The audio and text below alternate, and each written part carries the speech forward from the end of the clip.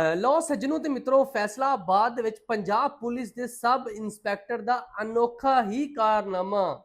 ਓਏ ਮੇਰੇ ਭਰਾ ਨੂੰ ਤੂੰ ਰੋਟੀ ਲੇਟ ਕਿਉਂ ਦਿੱਤੀ? ਇਹ ਮੈਂ ਨਹੀਂ ਕਹਿੰਦਾ, ਇਹ ਸਬ ਇੰਸਪੈਕਟਰ ਉਸਮਾਨ ਗਨੀ ਕਹਿ ਰਿਹਾ ਹੈ। जनाब वाकया कुछ इदा शुरू होता है कि उस्मान गनी जेडे कि सब इंस्पैक्टर ने इन्हों का भरा रोटी लैन वास्ते एक होटल से जाता है। होटल से थोड़ा जहा रश होंगे, रश होने की वजह तो रोटी उनके भरा थोड़ा लेट मिलती है।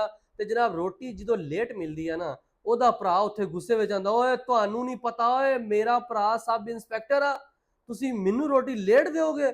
ਤੁਹਾਡੀ ਐਸੀ ਦੀ ਤੈਸੀ, ਠਹਿਰ ਜੋ। ਤੁਸੀਂ घर जाता, घर भरा सददा, मोहसिन इंस्पैक्टर गनी जनाब आप जाते नाल बखुद, नाल को 4-5 बंदे लैंदे, बंदे लैके जनाब होटल ते पहुंचते हैं।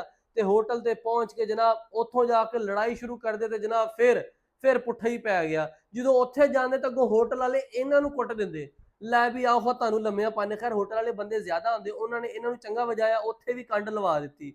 सब इंस्पैक्टर साहब नाल आप गए, फिर भी कंड लग गई। अच्छा इत्थों कंड लगी, एक होर जगह तो भी लग गई।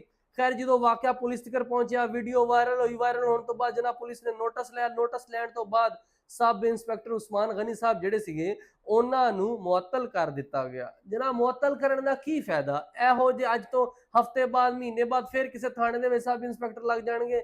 नहीं सर नहीं, इन्हां नूं इहो जिहियां कोई सजावां देणियां चाहीदियां वा ताकि दोबारा तो कोई इहो जिहा वाकया पेश ना आवे, इहो जे किसी दे नाल कोई ज्यादती ना कीती जावे, किसी दे नाल कोई जुल्म ना कीता जावे। खैर उत्थे वावा लड़ाई झगड़ा होया। लड़ाई झगड़े तो बाद पहले तो FIR दर्ज नहीं सी हो रही, क्योंकि पेटी भरा से तो ख्याल तो रखना सी। फिर अल्लाह अल्लाह करके FIR दर्ज हुई है।